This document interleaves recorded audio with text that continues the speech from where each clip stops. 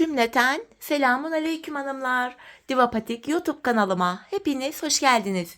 Bugün birlikte iki şiş dikişsiz çok güzel bir patik yapacağız. Ben patiğimde sarı, yeşil ve krem olmak üzere 3 tane normal patiklik ip kullandım. Şişlerim 3 numara, modelim de bu şekilde.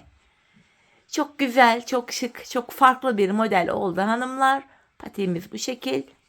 Tabanımız, topuğumuz, modelimizin hiçbir yerinde dikişimiz yok. Ben bu modeli Instagram'dan Nevriye ablamdan aldım. Kendisi turnus işi olarak yapmıştı. Ben de bu şekilde 2 şişe uyarladım. Hanımlar, bu patik benim elimin ölçülerine göre 37, 38, 39 numara ayaklar için uyumlu oldu. Daha büyük ya da daha küçük yapmak isteyenler olabilir. Hanımlar, ön bölümde dilimlerimiz var. Benden daha büyük yapmak isteyenler, ben orta bölüme toplamda 6 dilim yaptım. Büyük yapmak isteyenler bu ön dilimini bir tane fazla yapabilir. Daha küçük yapmak isteyenler de ön bölüme bir dilim eksik yapabilir. Yani 5 dilim olarak örebilir. Hemen patiğimize başlayalım. Patiğimize kenar bölümünden başlayacağım hanımlar. Krem ipim ile 23 ilmek olarak 23 ilmek atacağım. Bu şekilde. 3, 4, 5, 6, bu şekil 23 ilmek atalım gelelim. 23 ilmeğimi attım hanımlar. Hemen şu ucuna bir düğüm atacağım. Baştan sona haroşa örgü yapacağız. Ben örgümüzün hem ön hem arka yüzünde düz örgü örerek haroşalarımı örüyorum. Kenar ilmeğimi aldıktan sonra ilmeklerimin hepsini sıra sonuna kadar düz yani haroşa olarak öreceğim. Bu şekilde sıra sonuna kadar örelim gelelim. Sıra sonuna kadar ördüm hanımlar. Bu aşamada ipimi kendime doğru aldım. Sonuncu ilmeğimi örmedim. Çünkü geri döneceğiz. Ön yüzde renk geçişi yapacağız. Ön yüzde olduğumuzu şöyle kabul ediyorum. Şu başlangıç ipimiz eğer sol taraftaysa ön yüzdeyiz demektir. Şimdi sarı ipimi ekleyerek modele başlıyorum. Şu yanlardaki dilimlerimiz, bakın şu dilimlerimizin her biri 7 sıradan oluşuyor. Şimdi ilk sıramızı yapacağız. Öncelikle kenar ilmeğimi aldım. Örüyorum. Hemen ikinci ilmeğimi de ördükten sonra ipimin ucunu düğümleyeceğim. Buraya düğüm atıyorum. Modelde birinci sıramız, ilk dilimimizi yapıyoruz hanımlar. Sıra sonuna kadar ilmeklerimin tamamını yine haroşa olarak örüyorum. Sarı ipim ile 23 ilmeğin tamamını.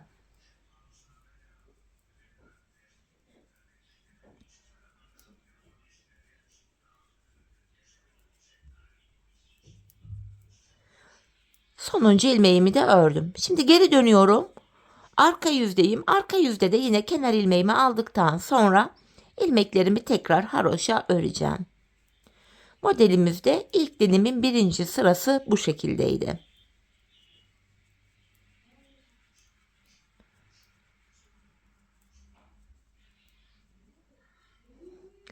Şimdi hanımlar, bu aşamada yine ön yüzde renk geçişi yapacağım için ipimi kendime doğru aldım. Sonuncu ilmeğimi örmüyorum. Şimdi geri döndüm. Ön yüzde kremime geçiyorum. Bu aşamada dilimimizde ikinci sıramızı yapacağız. Şu kenarda 3 ilmek bırakacağız. Yani 20 ilmek öreceğim, geri döneceğim. Sonda 3 ilmek bırakacağım. İlmeklerimi krem ile örüyorum.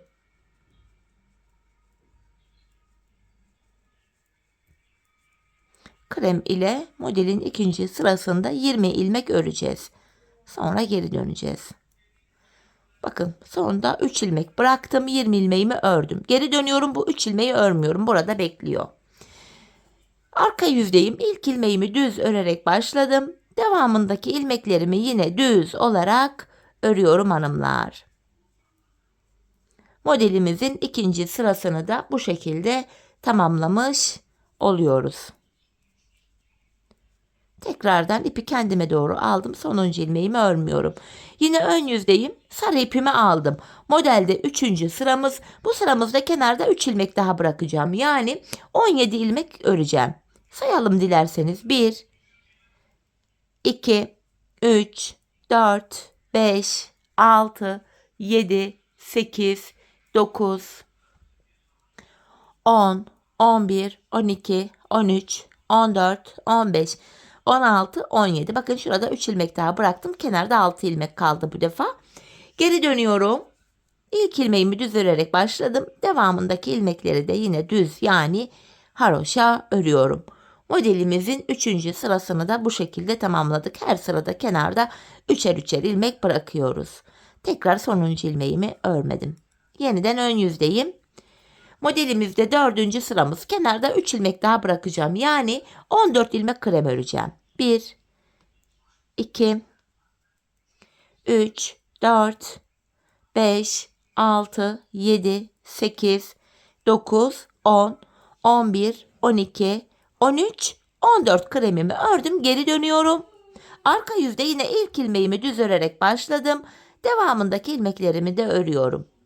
4. sıramızı da hanımlar bu şekilde tamamlamış oluyoruz. Sonuncu ilmeğimi yine şöyle örmedim. Ön yüzde modelimizde 5. sıradayız. Şimdi de sarı ipimi aldım. Yine kenarda 3 ilmek bırakacağım. Yani 11 ilmek öreceğim. Geri döneceğim hanımlar. Sarı ile 11 ilmek. 3 oldu. 4, 5, 6, 7, 8, 9, 10, 11 ilmeğimi ördüm. Geri dönüyorum.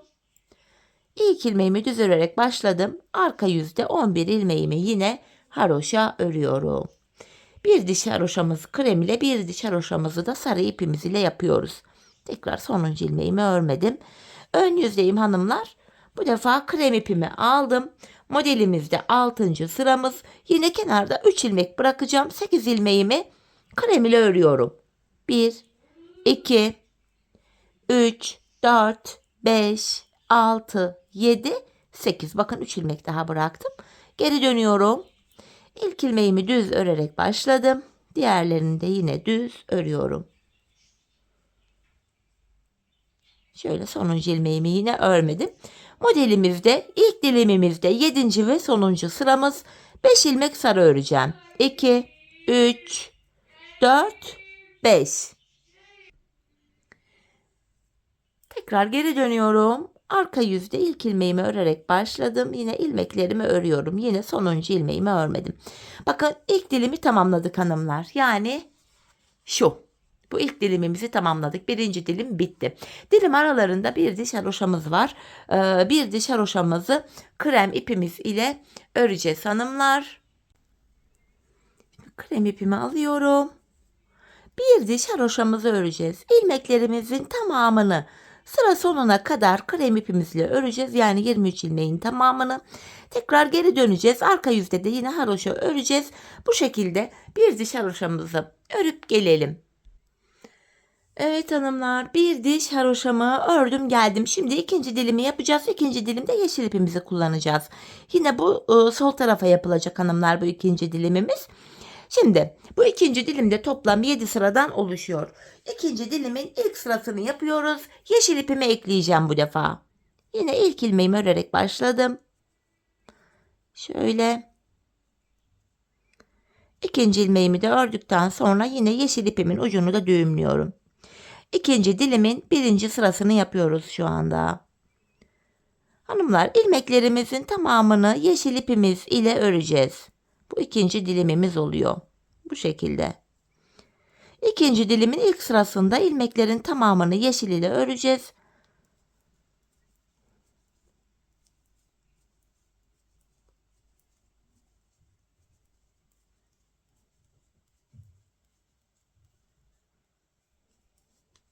Geri dönüyorum. Arka yüzdeyim. Kenar ilmeğimi aldım. İlmeklerin tamamını yine sıra sonuna kadar yeşil ile örüyorum. İkinci dilimin ilk sırasında yeşil rengimiz ile bir diş haroşamızı oluşturmuş olduk hanımlar.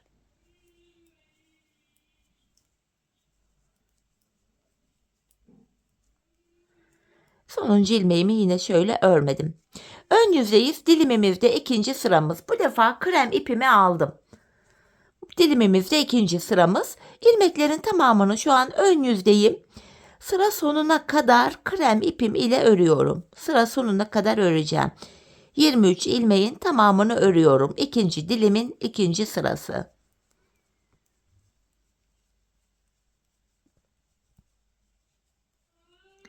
Sonuncuyu da ördüm. Şimdi geri dönüyorum. Arka yüzdeyiz hanımlar. Arka yüzde krem ile burada son 6 ilmek kalana kadar öreceğiz. Son 6 ilmek. Yani 17 ilmeğimizi örüyoruz.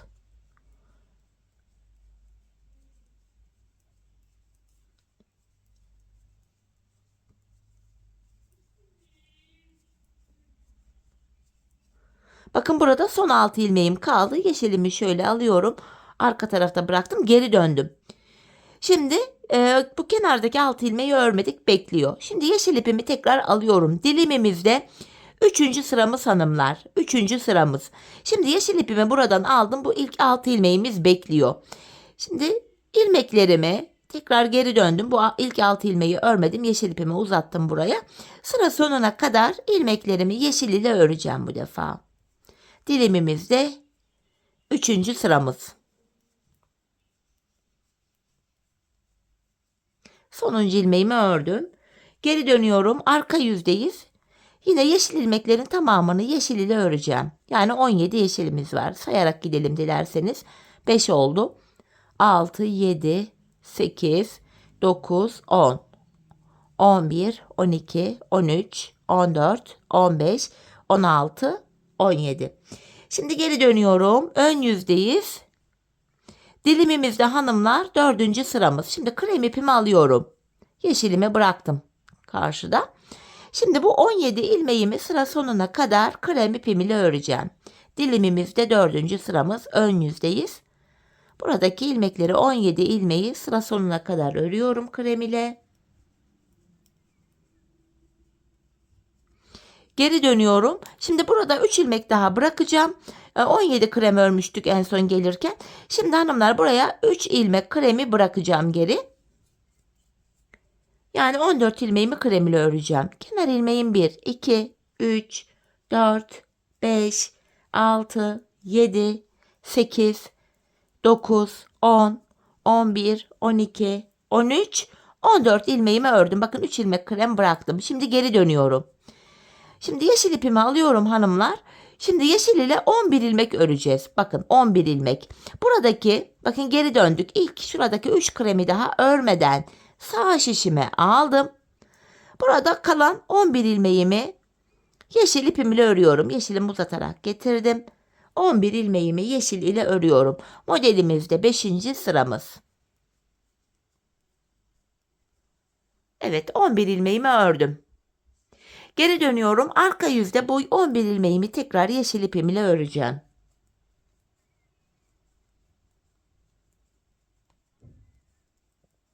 Arka yüzde 5. sıramızı da böylece tamamlamış olduk. Tekrar geri dönüyorum. Yeşilimi bıraktım. Hemen kremimi alıyorum hanımlar şuradan. Buradaki 11 yeşil ilmeğimi bu defa 6. sıramız krem ile örüyorum.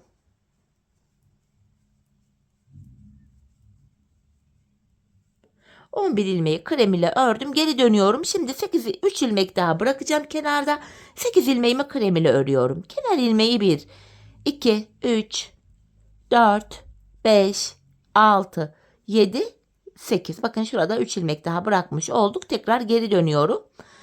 Şimdi kremimi bıraktım. Yeşilimi aldım. Buradaki 3 tane kremi örmeden alacağım. Şöyle sağ şişime.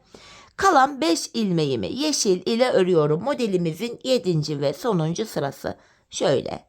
Geri dönüyorum. Arka yüzde tekrar bu 5 yeşil ilmeğimi yeşil ipim ile örüyorum. Geri döndüm. Şimdi ikinci dilimimizi de tamamladık hanımlar. Son kez krem ipimi elime alacağım. Artık bu 5 yeşil ilmeğimi de krem ipim ile örüyorum. Kremimi aldım. İkinci dilimimizi tamamladık. Şimdi buradaki ilmeklerin tamamı krem. Geri dönüyorum hanımlar. Arka yüzde de ilmeklerin tamamını krem ipim ile haroşa yani düz öreceğim. Böylece ikinci dilimden sonra da bir diş krem haroşamız oluşmuş olacak buraya. Bakın hepsini sırasıyla krem ipim ile düz olarak yani haroşa olarak örüyorum. Böylece ikinci dilimi de tamamladık.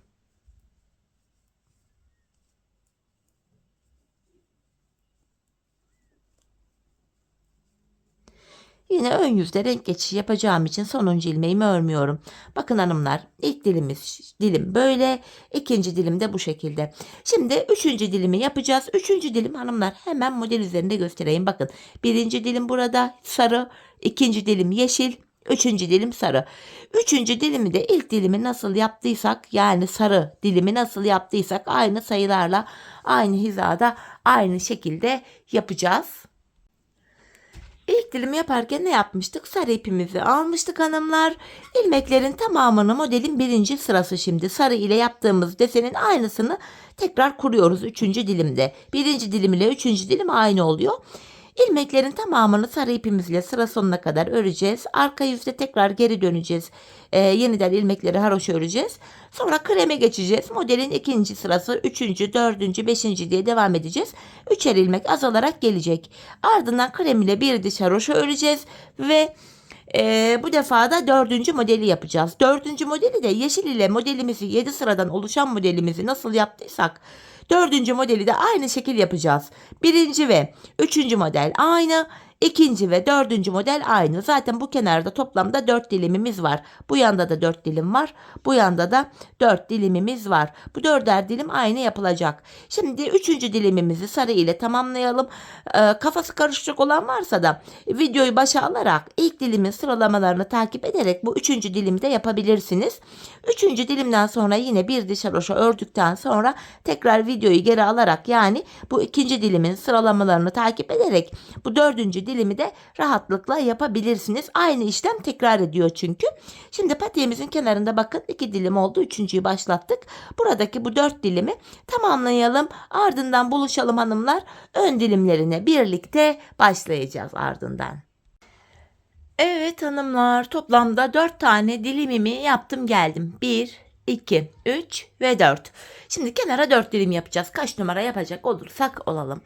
4 dilimi tamamladık. Şimdi patiğimizin ön bölümündeki şu oval görüntüyü oluşturmak için yaptığımız dilimler var. Bunları yapacağız.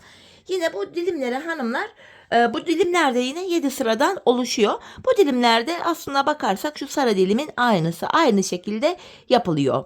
Şimdi ön dilime yapalım sırasıyla. Bakın, en son yeşille yapmıştım. Şimdi sarıya geçiyorum.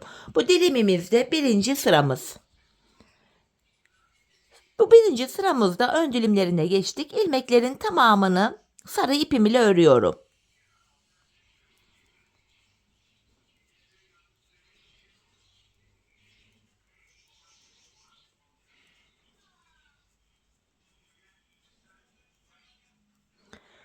Sonuncu ilmeğimi de ördüm. Şimdi geri dönüyorum. Arka yüzde de yine ilmeklerimi aynı şekilde sarı ipim ile öreceğim. Kenar ilmeğimi aldıktan sonra ilmeklerin tamamını sarı ile örüyorum.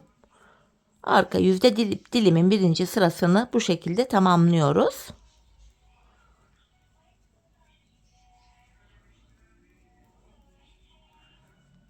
Yine sonuncu ilmeğimi şöyle örmedim. Çünkü ön yüzde renk geçişi yapacağım.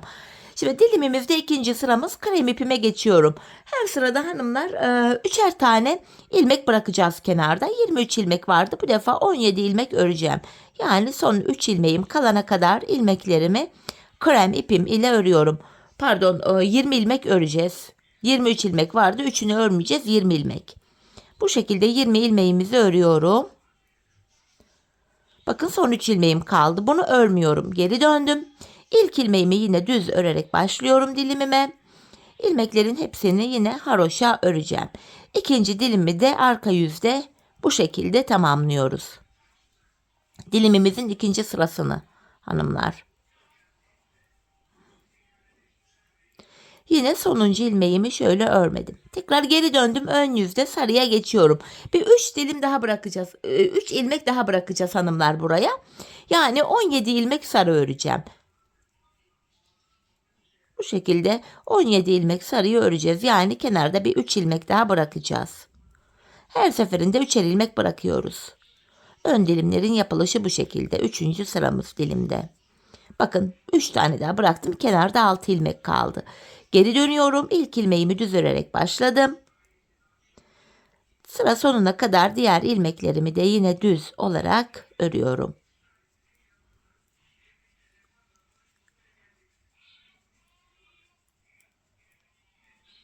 Sonuncuyu tekrar örmüyorum.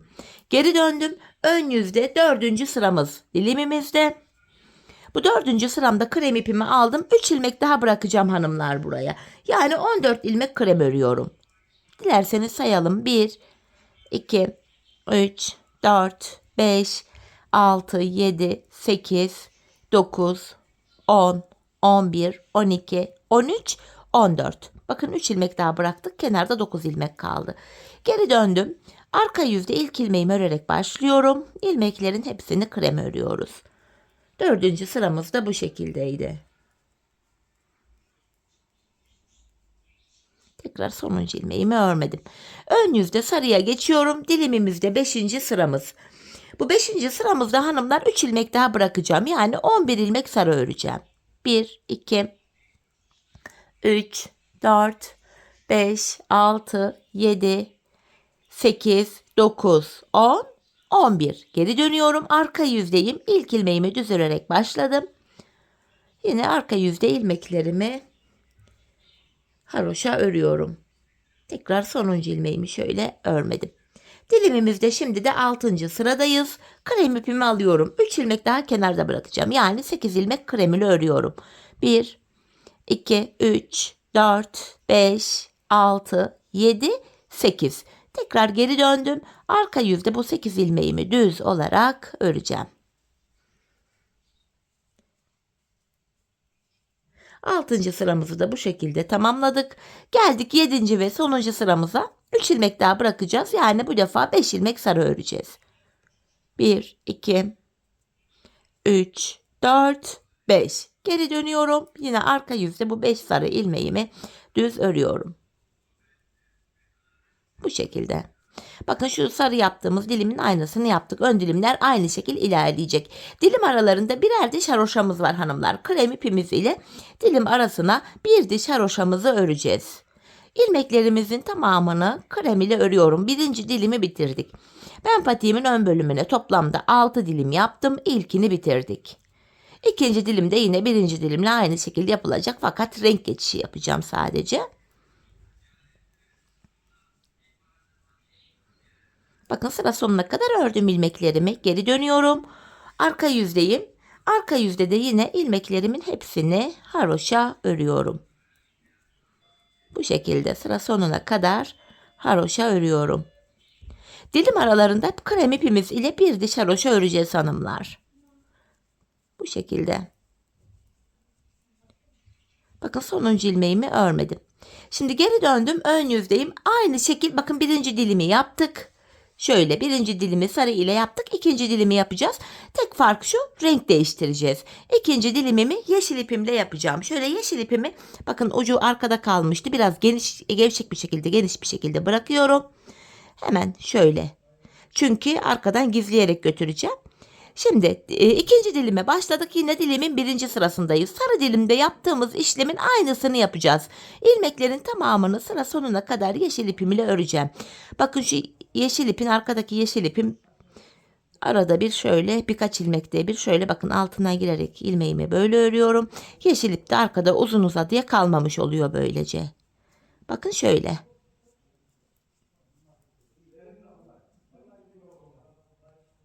Bakın bu şekilde. Yine dilimimizin ilk sırasını yapmış olduk. Bakın arkada böyle yeşil ipimiz de uzun uzadıya kalmadı. Böylece gizleyerek getirdik. Şimdi arka yüzde ilmeklerin tamamını öreceğiz. Ön yüzde yine krem ipimize geçeceğiz. Yanlarda 3'er ilmek bırakacağız. 7 sıradan oluşan dilimi tekrarlayacağız. Bu sarı dilimde yaptığımız işlemin aynısını bu yeşilde de yapacağız. Yine yeşil dilim bittikten sonra araya bir diş haroşa örüp tekrar dilimime sarı ile devam edeceğim. Bir yeşil bir sarı artık hangi ip denk geliyorsa bu şekilde yapacağız. Ben bu dilimden hanımlar toplam bakın ilkini birlikte yaptık. İkinciyi başlattık. Toplamda 6 tane dilim yaptım patiğimin ön bölümüne. 6 tane dilimim var. Bakın 1, 2, 3 şu 4 dilim patiğimizin kenar dilimiydi. Kenar bölümüydü. 1, 2, 3, 4, 5, 6 dilim ördüm hanımlar ben buraya bu şekilde. Şimdi büyük yapmak isteyenler buraya 7 dilim yapacaklar. 40-41 numara yapmak isteyenler ya da daha küçük yapacağım diyenler varsa da buraya 6 değil 5 dilim yapacaklar. Ama ben 6 dilim yaptım bu ölçülere göre tam oldu. Şimdi patiğimizin ön bölümündeki bu dilimlerimizi tamamlayalım ardından buluşalım. Evet hanımlar, patiğimin ön bölümüne 6 adet dilimimi ördüm. Bakın 1, 2, 3, 4, 5 ve 6. Şimdi diğer kenarımızı yapacağız hanımlar. Bu ilk kenara yaptığımız 4 dilimi bu kenara da uygulayacağız. Burada tek fark şu. Buraya ilk dilimi örerek başlamıştık. En son dördüncü dilimi örmüştük. Dördüncü dilim ile ikinci dilim de aynı şekildeydi.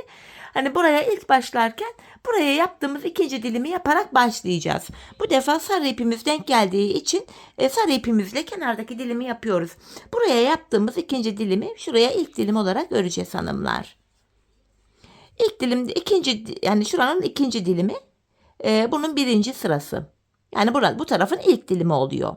Bir diş haroşa öreceğim. Bu defa buradaki dilimler sarı denk geldi. Sarı ipim ile örüyorum. Bu dilimde birinci sıramız. Bu tarafa önce ikinci sonra birinci dilimi yapıyoruz yani. Bir diş haroşamı sarı ipim ile örüyorum hanımlar.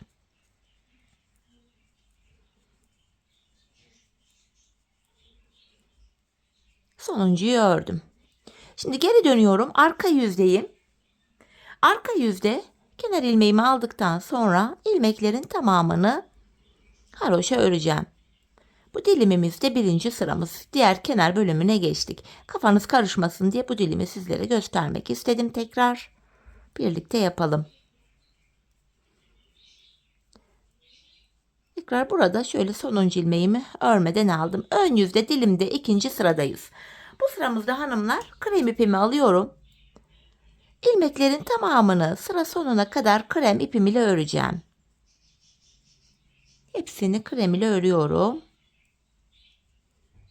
Diğer kenarda ikinci dilimde yaptığımız işlemin aynısını yapıyoruz. İkinci dilim birinci dilime göre biraz karışık olduğu için göstermek istedim sizlere. Sonuncu ilmeği de ördüm.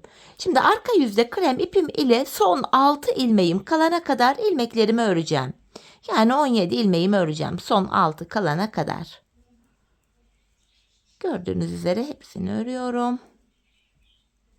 Kenarda son 6 krem ilmek kalana kadar. Bakın burada 6 tane kremim kaldı. Şimdi tekrar geri dönüyorum. İkinci sırayı tamamladık. Şimdi sarı ipimi alıyorum. Dilimimizde hanımlar 3. sıramızı yapacağız. Bu defa sarı ipim ile 17 ilmeğimi örüyorum. 17 ilmek. Bakın sarı ipimi buradan aldım. 17 ilmeğimi sarı ipim ile öreceğim.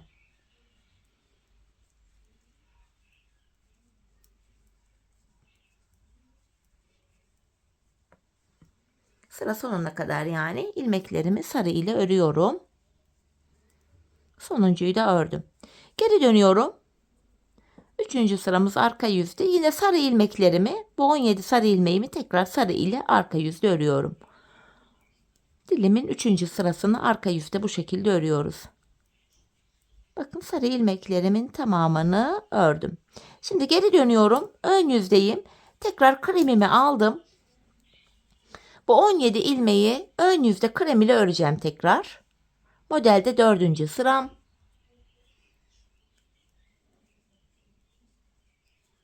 Sıra sonuna kadar örüyorum. Ön yüzde 17 ilmeği krem ile örüyoruz. Geri dönüyorum. Arka yüzde 3 ilmek eksik öreceğim. Yani 17 değil de 14 ilmeğimi krem ile öreceğim. Arka yüzde. Kenar ilmeğimi aldım. Şu 2, 3, 4, 5, 6, 7, 8, 9, 10, 11, 12, 13, 14. Yani şu 3 tane ilmeği örmedim. Şimdi geri dönüyorum. Burada sarı ipimi aldım. Bu aşamada hanımlar bu 3 ilmeği bakın 1, 2, 3 kremi örmeden alıyorum. Burada kalan ilmeklerime 11 ilmeğim kaldı. Sarı ipim ile öreceğim. Bakın sarı ipim ile örüyorum. 11 sarı. Burada da modelimizde hanımlar 1, 2, 3, 4, 5. sıramız oluyor bu. Dilimimizde 5. sıramız. Sıra sonuna kadar ördüm. Geri dönüyorum. Arka yüzde yine bu 11 ilmeğimi sarı ipim ile öreceğim.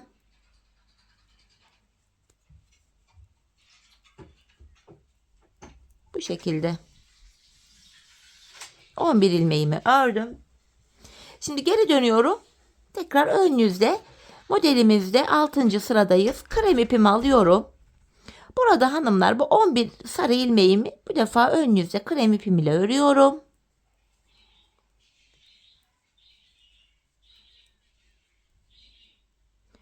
Şimdi geri döndüm. Bu defa arka yüzde 8 ilmek öreceğim. 3 ilmek bırakacağım. Şu kenar ilmeği 1, 2, 3, 4, 5, 6, 7, 8. Tekrar geri dönüyorum. Ön yüzde modelde 7. ve sonuncu sıramız. Sarı ipimi aldım. Şu 3 kremi örmeden sağ şişime alıyorum. Buradaki 5 ilmeğimi sarı ile örüyorum. Modelde 7. ve sonuncu sıram. Bakın 5 sarıyı ördüm. Şeklimiz böyle. Şimdi geri dönüyorum. Arka yüzde bu 5 sarı ilmeğimi yine sarı ipim ile örüyorum. Tekrar geri döndüm. Ön yüzdeyim. Modelimizi tamamladık artık. Bu 5 sarı ilmeğimi krem ipim ile öreceğim. Böylece dilimi tamamladık hanımlar. Şimdi ilmeklerin tamamı burada, bakın ön yüzde krem. Geri dönüyorum. Arka yüzde ilmeklerimin hepsini krem ipim ile öreceğim. Şöyle sıra sonuna kadar ilmeklerimi krem ile öreceğim. Böylece bir diş haroşamız oluyor dilimden sonra krem ipimiz ile. İkinci dilim ile başladık. Ardından diğer kenara yaptığımız birinci dilimi yapacağız. Bu defa yeşil ipimiz ile. O birinci dilimi de zaten ön bölüme yaptığımız dilimlerle aynı. Bu şekilde ilerleyeceğiz. Yine sonuncu ilmeğimi şöyle örmedim. Geri dönüyorum. Şimdi ön yüzdeyiz. Buraya hanımlar yaptığımız, bakın şu ilk dilim ya da ön bölümdeki dilimler aynı. Bu dilimi yapacağız. Şimdi bu ikinci dilim oluyor kenardaki. Bu ikinci dilimde yeşil ipimizi kullanacağız. İlmeklerin tamamını sıra sonuna kadar yeşil ipimiz ile öreceğiz. Ardından geri döneceğiz. Sonra şu sol kenarda üçer üçer ilmek bırakarak geleceğiz. 7 sıradan oluşan şu ilk dilimimiz. Bakın burada kafanız karışacak olursa videoyu geri alarak şu ilk dilimin sıralamalarını takip ederek buradaki ikinci dilimi de yapabilirsiniz. Yeşil ile bu dilim bittikten sonra yine bir diş haroşa öreceğiz. Sonra şuraya bakın ikinci kez sarı dilimi yapacağız. Yani şuraya yaptığımız işlemin aynısını tekrar kuracağız. Sonra bu sarı dilimi de bitirdikten sonra tekrar dördüncü kez bu yeşil dilimden yapacağız hanımlar. Bu yeşil dilimin aynısını yapacağız. Yani şuraya kurduğumuz ilk dilim. Model böyle devam edecek. Şimdi buraya toplamda yine 4 ilk dilimi yaptık. İkinciyi başlattık. Üçüncü ve dördüncü dilimi de sizlere tarif ettiğim gibi tamamlayalım. Ardından buluşalım hanımlar. Evet hanımlar, patiğimin bu kenarına da bu şekilde 4 dilimimi tamamladım geldim. Patiğimizin üst bölümünü tamamlamış olduk böylece. En son buraya dilimimden sonra bir diş haroşamı krem ipim ile ördüm. Artık ilmeklerimi keseceğim. İkişer ikişer toplayarak gevşek bir şekilde kesiyorum. Sıkı kesmeyelim. Patiğimizin topuk bölümünü yaparken bu kesim yaptığımız kenar ilmek yerlerinden, yani bakın V şeklinde görünüyor ilmekler. Buralardan ilmekler çıkaracağız. İlmekleri kolay çıkartabilmek için gevşek bir kesim yapmamızda fayda var. İlmekler bu şekilde kesiliyor. Hepsini keseceğim.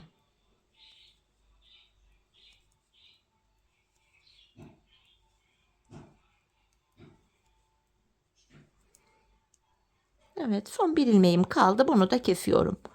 Hemen şuraya kenarımıza 2 tane zincir attım. Sıkı sağlam olsun diye. Şöyle ipimi kesiyorum. Patiğimizin üst bölümünü tamamladık hanımlar. Şimdi patiğimizin taban bölümünü yapacağız.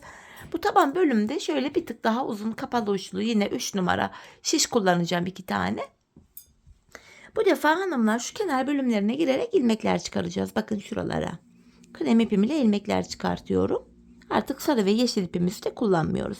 Hemen ilk kenar ilmek yerine ilmeğin iki kanadına birden girerek ilk ilmeğimi şu kenardan çıkartıyorum. Sırasıyla bir sarı bir krem, bir sarı bir krem, yeşil kenar ilmek yerleri var. Buralardan sırasıyla böyle ilmeklerimizi çıkartıyoruz. Hemen ikinci ilmekten sonra ucuna bir düğüm atacağım. Bu şekilde ilmek çıkartmaya devam ediyorum. Şu üçüncü ilmeğim, şu 4, şu 5, bakın sarıya girdim tekrar. Şu 6. ilmeğim, 7, 8, 9, bakın yeşil yere girdim. 10, 11, 12. Bu şekilde sırasıyla kenar ilmek yerlerine ilmeğin iki kanadına birden girerek ilmekler çıkaracağız. Ben bu uçtan şu diğer uca gelene kadar Toplamda hanımlar 89 adet ilmek çıkarttım. Sizler şu orta bölüme bir dilim fazla yaptıysanız büyük yapmak için ilmek sayınız benimkinden fazla olacaktır. Ya da küçük yapmak için bu orta bölüme bir dilim eksik yaptıysanız ilmek sayınız benimkinden eksik olacaktır. Dediğim gibi bu sayılarda ben bu uçtan şu uca kadar 89 ilmek çıkarttım. Şimdi diğer uca kadar ilmeklerimizi çıkartalım gelelim. Evet, diğer uca kadar 89 ilmeğimi çıkarttım hanımlar. Şimdi geri dönüyorum. Arka yüzdeyiz. Bu aşamada kenar ilmeğimi aldıktan sonra ilmeklerimi düz yani haroşa olarak örüyorum. Sıra sonuna kadar ilmeklerimizin hepsini haroşa örelim gelelim. Evet, sıra sonuna kadar ördüm. Şimdi ön yüzdeyiz. Burundan başlayarak tabanımıza geçeceğiz hanımlar. Şimdi taban bölüm için ilmek ayrımı şöyle yapılacak. İlmek sayınız kaç olursa olsun benim 89 ilmeğim var. Buruna 7 ilmek ayıracağız. 89 ilmekten buruna ayırdığımız 7 ilmeği çıkartıyorum. 89'dan 7'yi çıkarınca geriye 82 ilmeğim kalıyor. Kalan 82 ilmeği de bu iki kenara, burun tarafı tam ortaya geliyor. İki yana eşit paylaştırınca yanlara 41'er ilmek düşüyor. İlmek sayısını bu şekilde ayarlayacaksınız. İlmek sayınız benden çoksa yandaki ilmek sayılarınız 41 değil de 44, 45 olabilir. Ya da ilmek sayılarınız benimkinden azsa 41 değil de 37, 38 ilmeğiniz yanlarda olabilir. Bu şekilde yanlardaki ilmek sayısı farklılık gösterebilir. Buruna 7 ilmek ayırıyoruz çünkü. Şimdi tabanımızı yapabilmek için öncelikle şu ilk kenara ayırdığımız 41 ilmeğimizi öreceğim hanımlar. Sizin kaç ilmeğiniz varsa o kadar sayıda ilmek örmeniz gerekiyor. Bu kenarımıza 41 ilmeğimizi örelim gelelim. Evet, buradaki 41 ilmeğimi ördüm kenara. Şimdi patiğimizin burun kısmı için bir 7 ilmek daha öreceğim. 1, 2, 3, 4, 5, 6, 7. Saydığımızda şu kenarda da şimdi 41 ilmek kalıyor. 7 ilmekten sonra geri dönüyorum. Bu taban bölümde ipimiz hep karşıda olacak ve ilk ilmeği örmeden alacağız. Şu ikinci ilmeği 3, 4, 5, 6, 7. 7 ilmeğimi tekrar ördüm geri dönüyorum. Buruna 7 ilmek ile bakın bir diş haroşa ördük. Tabanımız 11 ilmek olacak. 11 olana kadar da her sırada yanlardan birer ilmek örerek ortaya ekleyeceğiz. İpim yine karşıda, ilk ilmeğimi örmeden aldım. 7 ilmeğimi öreceğim. 2, 3, 4, 5, 6, 7. Bir ilmek de şu kenardan örerek ortaya ekledim. 8 oldu. Geri dönüyorum. İpim karşıda, ilk ilmeğimi örmeden aldım. 8 ilmeğimi öreceğim. 3, 4, 5, 6, 7, 8. Bir ilmek de şu kenardan örerek ortaya ekledim. 9 oldu. Tekrar geri dönüyorum. Yine ip karşıda, ilk ilmeğimi aldım. 9 ilmeğimi öreceğim. 2, 3, 4, 5, 6, 7, 8, 9. Bir ilmek kenardan örerek ortaya ekledim. 10 ilmek oldu ortada. Geri dönüyorum. İpim karşıda, ilk ilmeğimi aldım. 10 ilmeğimi öreceğim. 4, 5, 6, 7, 8, 9, 10. Bir ilmek de kenardan örerek ortaya ekledim. 11 oldu. Şimdi geri dönüyoruz. Artık 11 ilmek ile kesimler başlayacak hanımlar. Yapacağımız işlem şu. Tabanda 11 ilmek var. 10 ilmeği öreceğim. 11. de kesimi yapacağım. Yine ipim karşıda, ilk ilmeğimi aldım. 2, 3, 4, 5, 6, 7, 8, 9, 10. 11. ilmekte kenardan da bir ilmek alıp ikisini kesiyorum. Geri döndüm. Yine aynı işlemi yapacağım. İpim karşıda, ilkini aldım. İkinci ilmeğim 3, 4, 5, 6, 7, 8, 9, 10 ilmeğimi ördüm. 11. de kesimimi yapıyorum. Tekrar geri döndüm. Aynı işlemi yapıyoruz. 10 ilmek öreceğiz. 11'de keseceğiz. İlk ilmeğimi aldım. 2, 3, 4, 5, 6, 7, 8, 9, 10. 11. de kenardan da bir ilmek alıp ikisini keserek örüyorum. Tabanımız 11 ilmek ile bu şekilde örülüyor hanımlar. Biz bu kesme işlemine sağ ve sol şişimizde şu iki uç bölümde 3'er ilmek kalana kadar devam edeceğiz. Şimdi hep birlikte yanlarda 3'er ilmek kalana kadar tabanımızı örelim gelelim. Evet hanımlar, yanlarda 3'er ilmeğim kalana kadar tabanımı ördüm geldim. Şimdi kesimlere devam edeceğiz. Ek kesimlerde yapacağız bu aşamada. Yine ip karşıda, ilk ilmeğimi örmeden aldım. Tekrardan 10 ilmek öreceğim. 11. ilmekte kesimimi yapacağım. Bakın şöyle 10 ilmeğimi ördüm. 11. ilmekte yandan da bir ilmek alıp kesimimi yapıyorum. Burada 2 ilmek kaldı. Geri döndüm. Yine ipim karşıda, ilk ilmeğimi örmeden aldım. Bu defa öndeki 2 ilmeğimi de yine kesiyorum. İkisini bir ördüm. Şimdi şu tabanımızda son 3 kalana kadar öreceğiz. Şu yandaki 3 ilmek hariç. Burada tekrar ekstra kesimler yapıyoruz. Bakın 3 ilmek kaldı. Öndeki 2 ilmeğimi kesiyorum. Bu sonuncu ilmeği örerken kenardan da bir ilmek alıp ikisini bir ördüm. Tekrar geri dönüyorum hanımlar. Yanlarda 2'şer ilmeğimiz kaldı şimdi. Yine ipim karşıda, ilk ilmeğimi örmeden aldım. Tabanımda yine bir ilmek kalana kadar öreceğim. Sonuncu ilmeği örerken kenardan da bir ilmek alıp ikisini bir örüyorum. Burada bir ilmek kaldı. Tekrar geri döndüm. Yine ipim karşıda, ilk ilmeğimi aldım. Öndeki 2 ilmeğimi kesiyorum. Şimdi tabanda 3 kalana kadar yine ilmeklerimi öreceğim. Bakın son 3 ilmek kaldı. Bu 2 ilmeği keserek örüyorum. Sonuncu ilmeği örerken kenardan da bir ilmek aldım. İkisini bir örüyorum. Tekrar geri döndüm. Yanlarda birer ilmek kaldı. Şimdi son 2 ilmeğim kalana kadar örüyorum. Son 2 ilmeğimin ikisini bir ördüm. Tekrar geri döndüm. Yine ilk ilmeğimi alıyorum. Tekrar öndeki 2 ilmeğimi kestim. Tabanda yine 3 kalana kadar öreceğiz. Yani öndeki bir ilmeğimi de ördüm. Hemen sıradaki 2 ilmeği kesiyorum. Sonuncu ilmeği örerken kenarda kalan bir ilmeğimi de aldım. İkisini bir örüyorum. Bu şekilde tabanı arkada, şişimizde 5 ilmek kaldı ve biz bu 5 ilmek ile arka bölümü öreceğiz hanımlar. Yine ipim karşıda, ilk ilmeğimi aldım. Son 2 kalana kadar örüyorum. Yani 3 ilmeğimi ördüm. Bu 2 ilmeğimi kestim. Bakın 4 ilmek kaldı.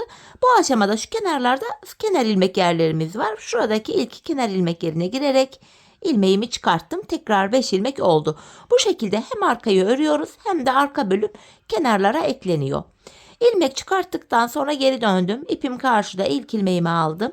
Yine son 2 kalana kadar ördüm. 2 ilmeği kesiyorum. Geri döndüm.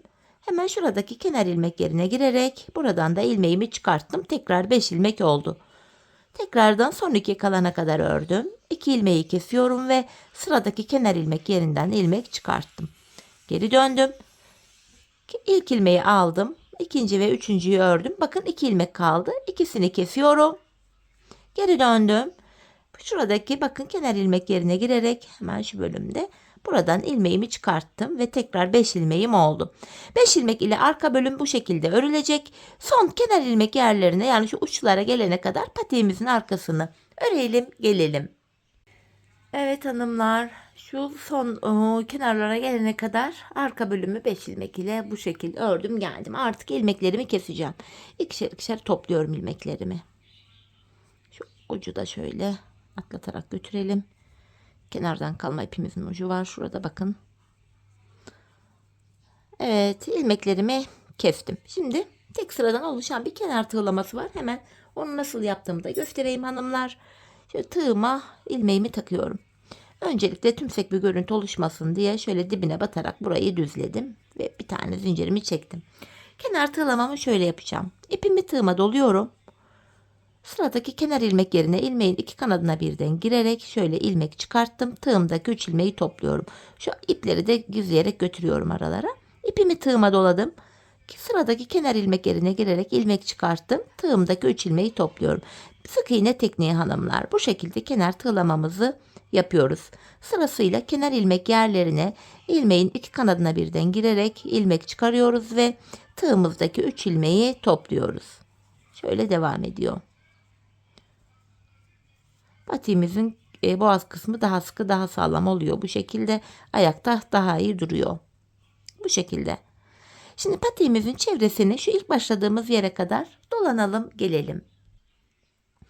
Evet, şu ilk başladığımız yere kadar kenar tığlamamı yaptım. Ardından buraya da bir zincirimi attım hanımlar. İpimi keseceğim şimdi. Tamamladık artık bu bölümü. Hemen şu ipimizin ucunu arka ilmek aralarına girerek gizleyeceğiz. Şöyle tekrar bir zincir tekniğiyle bir düğümledim. Sağlam olsun, sökülmesin. Bakın ilmek aralarına girerek gizliyorum. Ayağı giydikten sonra ipler dışarı çıkmaz, böylece tertemiz görüntü olur. Evet, bakın patiğimizi tamamladık. Patiğimizin duruşu şöyle hanımlar. Bakın bu şekilde. Haroşa örgü olduğu için şöyle gayet esnek, ayağı sarıyor. Dikişsiz olması itibariyle de oldukça kullanışlı. Ayağı rahatsız etmiyor. Hemen manken ayağıma da giydireyim. Birlikte ayaktaki duruşuna da bakalım modelimizin. Harika bir model oldu hanımlar. Örmesi zevkli, kolay, hoş bir model. Ayaktaki duruşu da oldukça rahat, kullanışlı. Ben çok beğenerek, çok severek yaptım bu modeli. Umarım sizler de benimle birlikte beğenerek, severek yaparsınız. Evet, modelimizin ayaktaki duruşu da bu şekilde gördüğünüz gibi. Bakın tabanımız. Şöyle kenar bölümleri. Topuğumuz. Bu şekilde. Evet, yine birlikte güzel bir modelin daha sonuna geldik. Umarım sizlere faydalı, hoş bir video olmuştur. Yeni modellerde, yeni videolarda buluşmak dileğiyle. Şimdilik hoşça kalın, sağlıcakla kalın.